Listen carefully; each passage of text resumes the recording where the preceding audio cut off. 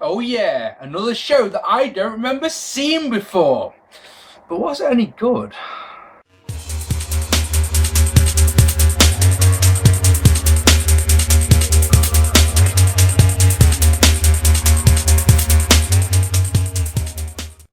Hello ladies and gentlemen, and welcome to this, another episode of 97th Heaven. It's September, so we're going to talk about In Your House Ground Zero tonight. Now once again, as I said at the start of the show, I don't remember watching this one before. I'm sure I did at the time, but when I sat down to watch this, no memory of it other than the main event. I've seen the main event a few times, but every other show, every other match, no memory of it at all, which is weird. This was the first 3-hour In Your House pay-per-view. All the big pay-per-views like WrestleMania and Rumble and SummerSlam and Survivor Series, they were all 3 hours, but the In Your House shows, as I've mentioned a couple of times in this series, were just 2 hours long.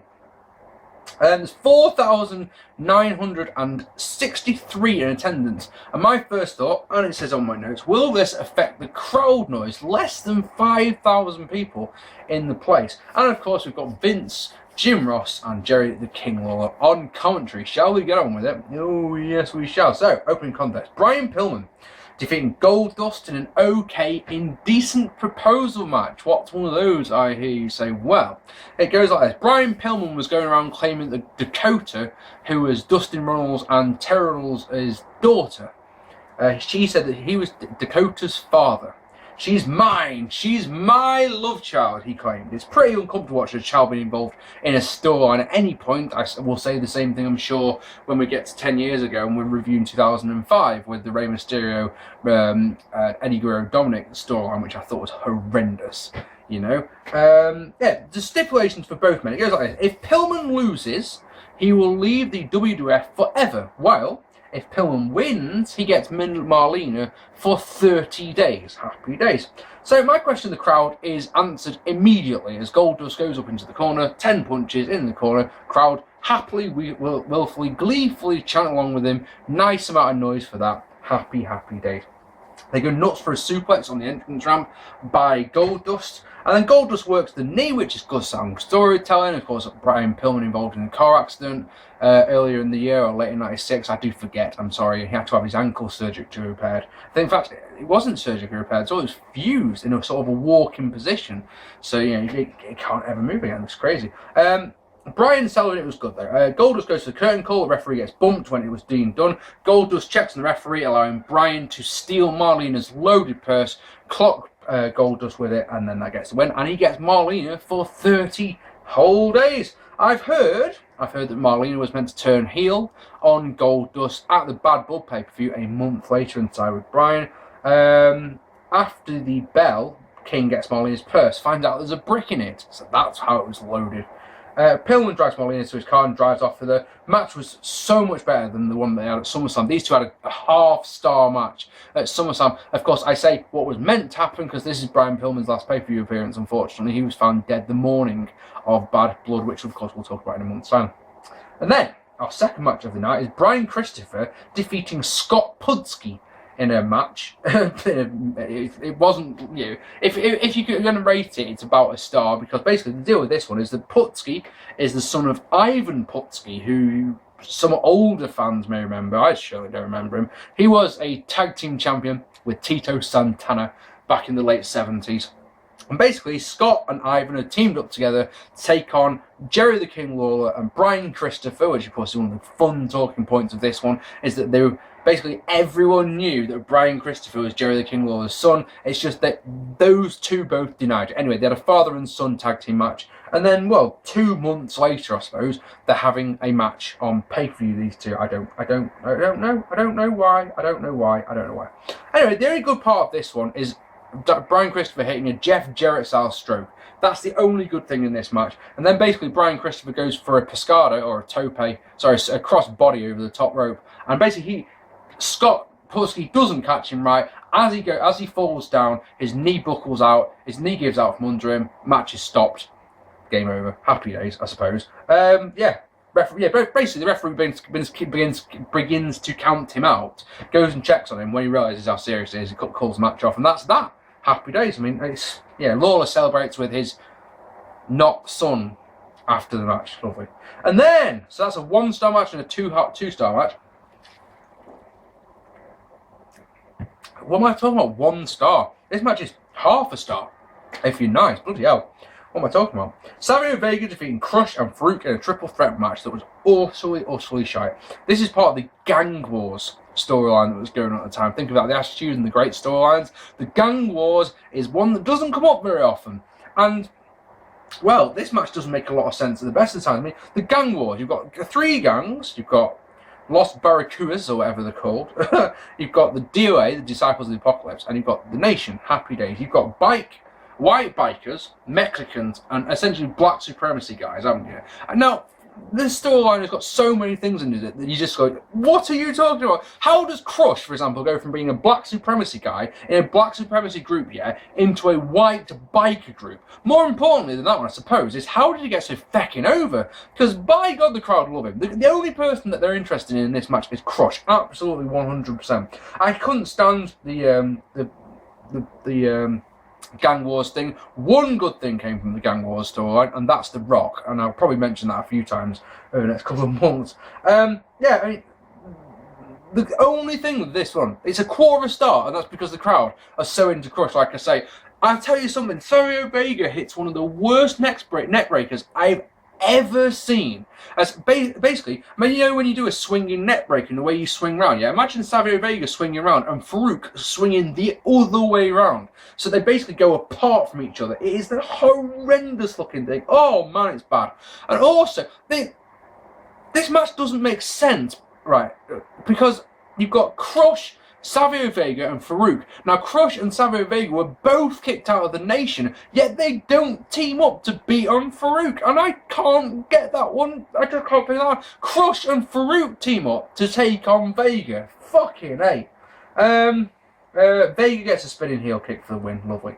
We then get a decent match as Max Mini defeats El Torito in an okay match. Little people, midgets, whatever you want to call it. And it's one of those matches. Why are we doing this? Well, why the fuck not? El Torito is at least a foot taller than Max Mini. Max Mini really is genuinely tiny. There's a sign in the crowd that my missus spotted which says HBK sucks dicks. Dick spelled D-I-X. Brilliant. And of course, I love the fact that's plural. So Michael's looks like many dicks. Love it. The match is basically a Lucha Libre match. It's slowed down a little bit, but it's still a very entertaining match. The crowd love it.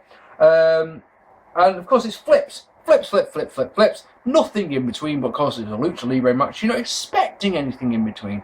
Of course. There's flips, and then there's flips some more, and then a sunset. Well, it's a flip, to be honest, gets the win for Max. 2-star match. We don't see footage of Owen Hart breaking Austin's neck at SummerSlam. Commissioner Slaughter, it makes his way to the ring.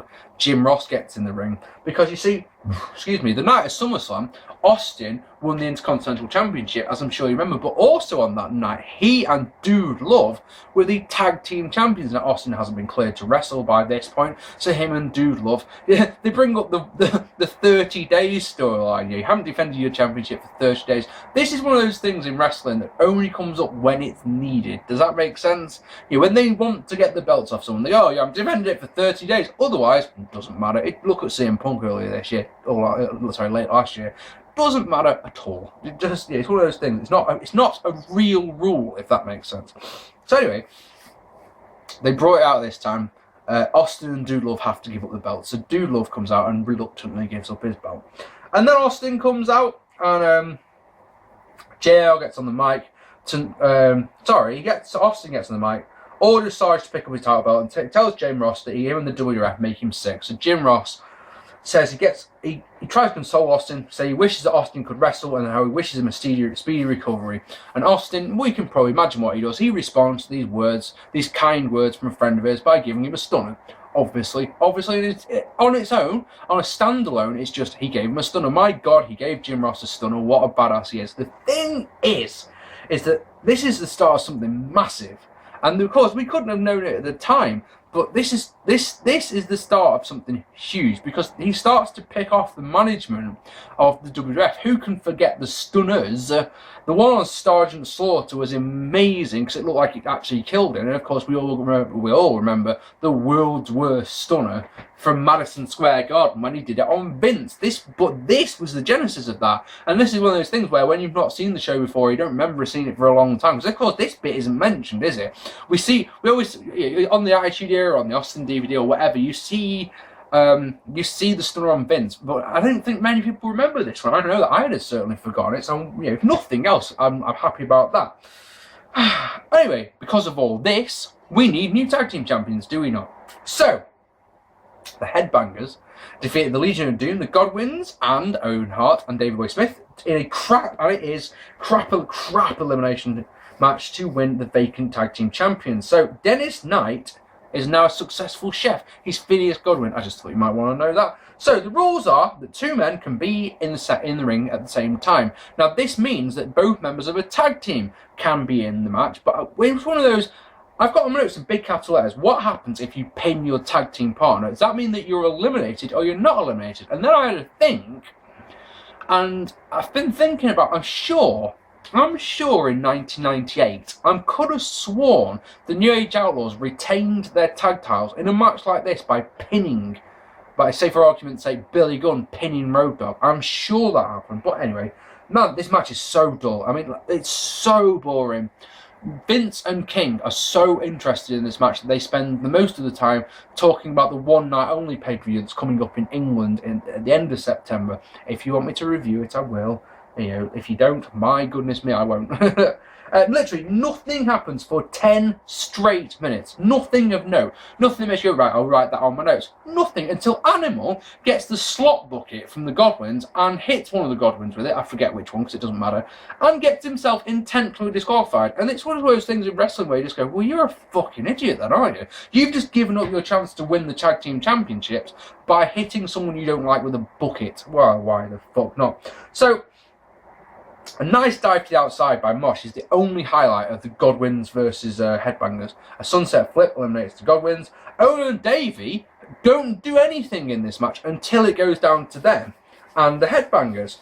And even then, it's still deathly quiet, uninterested, and then a roar goes around the arena. And you're like, what's going on here? You turn to the thing, and oh, here comes Stone Cold. Of course, he hits a stunner on Owen, and Thrasher gets the pin, making, of course, the Headbangers look like fucking flukes. And you're just like, so this match is just utterly pointless. So pointless. Now then, I need to point out, yeah, it's a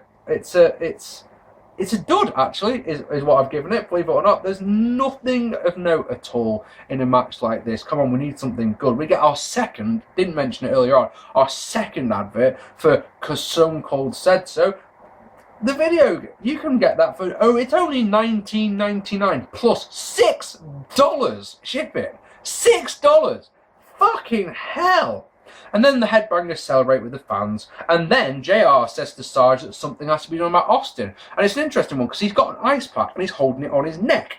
And I was thinking to myself, well, why would he be holding it on his neck? And then it was like, well, duh, all this time. Think about it. You get hit with a stunner whap and you get the jarred, don't you? Jarred back. So you get essentially a whiplash, don't you? So, of course, he's holding ice packs to his neck. I like that. And he says that if this happens again, he'll be gone. He's not paid to get beat. He's not here to get beaten up. I like that. So, we need something good, and we get two very good main events. Because so far, this show's running on the two-star match that it was at the beginning and the Austin segment. And, well, I mean, to be honest, that's the noticeable thing so far. Oh, and the midgets. Sorry, the little people. They had a good match, didn't they? Don't forget them midgets. So, Bret Hart, is that politically correct? Is that just, am I going to get in trouble for saying this? Midgets. It's or little people. I don't know. That's what they are. Anyway, Bret Hart defeating the Patriot in a good match to retain the WWF Championship. How vexed do you reckon Bret is to be in the semi-main? I'm the champion, but I'm in the semi-main event. Unlucky, Bret. Get used to it. You're not even fighting for the championship next month. So the Patriot is Del Wilkes. They acknowledge his name is Del Wilkes, the Patriot, when they're doing the build-up package. Hell, we even get respected international wrestling journalist Jimmy Suzuka, on screen like that international wrestling journalist Jimmy Suzuki, that's not a generic name at all, about his time in New Japan, which is brilliant because not only do you get to see some New Japan footage of Delbert, but also there's Sabu. Sabu's right there. Why not? Excellent. And of course, Patriot had beaten Bret on Raw at the start of August, something like that. And now he basically, once Bret had won the championship, I challenge you to a match. Bret, even though he's a heel, agrees to it. You'd think that fighting champion Bret Hart when he was a babyface, like, yeah, fuck it, I'm a fighting champion, I'll fight anyone. As a heel, he would have just gone, fuck off. But no, he wants a bit of it as well. Patriot's music sounds very, very familiar when he comes out. Oh wait, that's right. They liked it that much they put it into storage for a couple of years and then gave it to Kurt Angle when he debuted in Survivor Series in '99. Let me just tell you something, Willis, right? This may seem like a really crazy thing to say, but yeah, play Kurt Angle's theme music through your stereo or something. I've got a big ass stereo in my living room. It's got like 50 billion speakers. It's got fucking 3 subwoofers.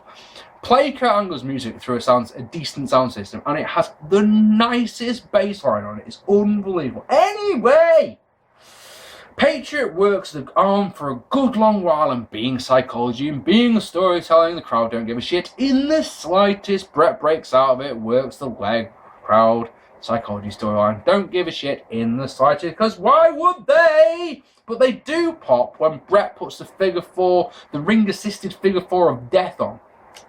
It's good.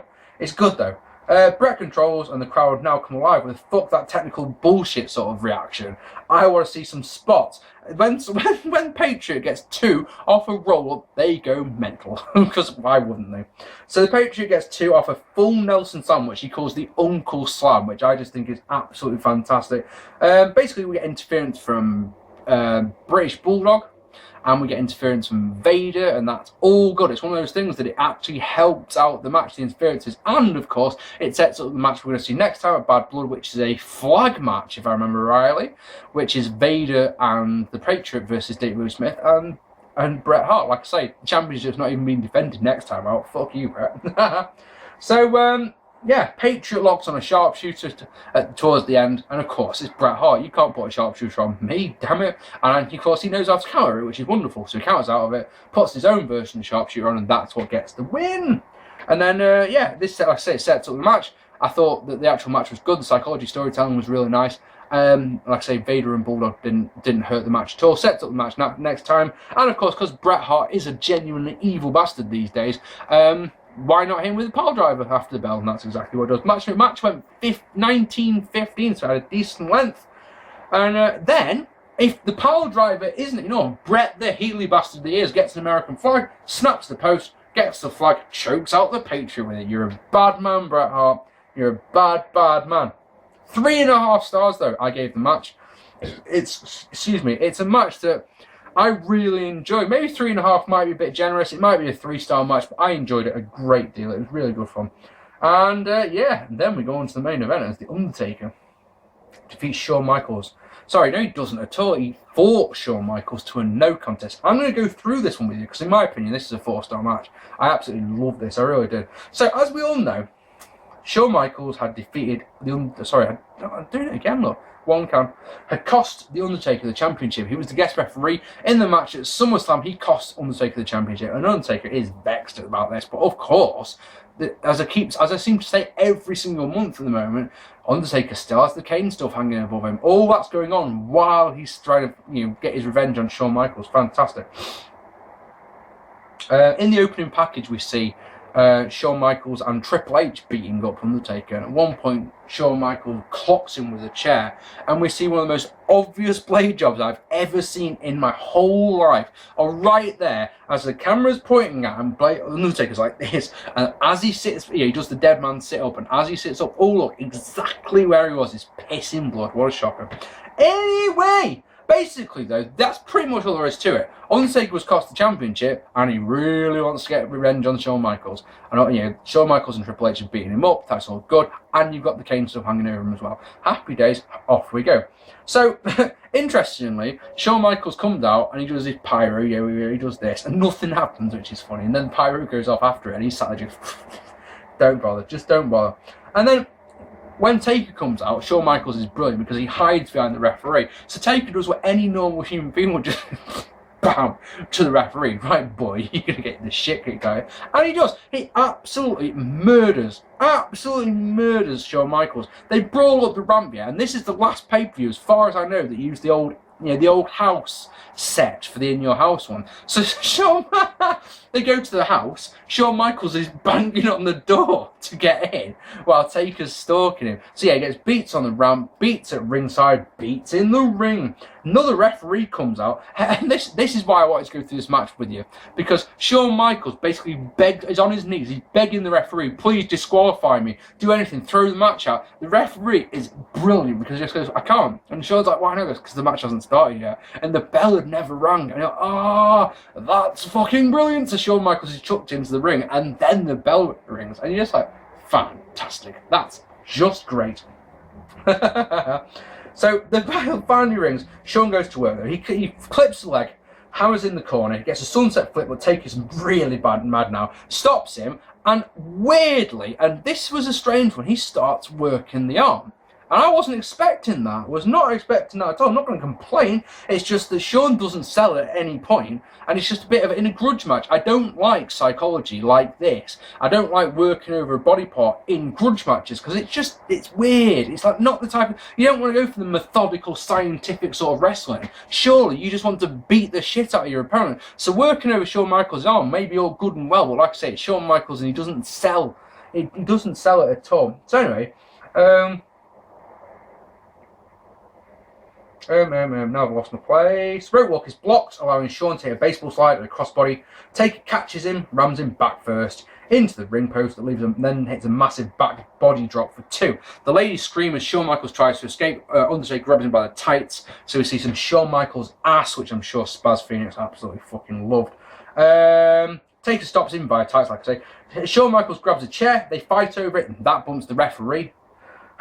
Shawn Michaels with a pair of elbow drops from the top rope, but there's no referee. Rick Rude comes out, throws Shawn some brass knucks. He used... Whoa! Jump cut. Sorry about that. That's one of the problems. I've said this before using a mobile phone, is that some people call you from time to time while you're recording. Cheers for that. So, where was it? Oh yes, Undertaker and versus Shawn Michaels. And Shawn Michaels gets the brass knucks off Rick Rude.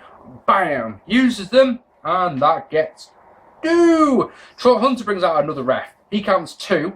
And then Shawn gets vexed with him when Undertaker kicks out, so decks him. Why wouldn't you? Why wouldn't you? Hunter and Shiner beat on Taker. Slugfest in the ring, more double teaming. Both Tombstone and Screeching Music are both covered. Taker gets the nuts from Shawn Michaels' tights. He uses them. Referee revives. Counts 2.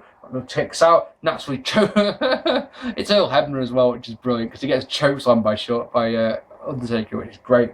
That brings Tim White comes running out.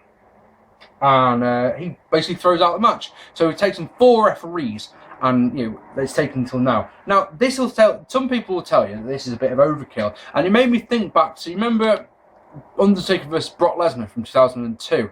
Yeah, it made me think of that a little bit. But in my opinion, I really enjoyed this match. I thought Shawn Michaels was absolutely fantastic in it. He got the shit kicked out of him, but didn't ever quit. There was that, and of course, it was the booking. It was brilliant. Shawn Michaels at the start, the way he was begging and the way that the bell didn't go was just magnificent.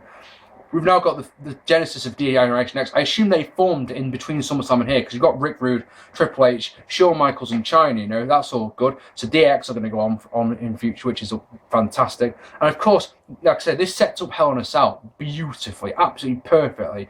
And then we get a great moment where it's basically they take turns to beat each other until the entire roster comes out to try and separate them, yeah? And you've got Undertaker in the ring being held back by all the baby faces, and Shawn Michaels is on the outside, you've got all the heels, yeah? And Undertaker does just such an incredible moment as he takes a massive, breaks out, takes a run up and does a perfect tope over the top rope onto all the heels. Now, correct me if I'm wrong, but was this the first time we saw The Undertaker do a tope like that?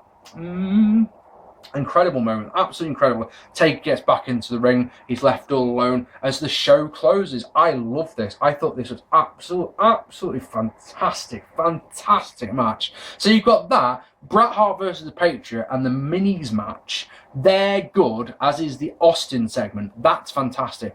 Everything else is a bit poo. The opener's alright, it's definitely a 2. But like I said, there's a dud and a quarter star and a 1-star match in this one that are just like, oh, please, you know, it's just, that's the thing about this show, is the good is good and the crap is really shit. Really just avoidable shit. 6.5. 7 out of 10 if you want to be really nice. I'm going to go with 6. Thank you, ladies and gentlemen, for watching. I'll be back again soon with a WCW Fall Brawl one. And if I remember rightly, that one's got a War Games match in it. Woohoo! That'll be my first War Games review. Happy days. I hope you've enjoyed this review. What did you think of this show? Let me know down below. I won't reply to them all, but I read every comment that you put. Thank you very much for watching. I've been Mark Pete, and I'll see you all very soon. Take it easy, guys.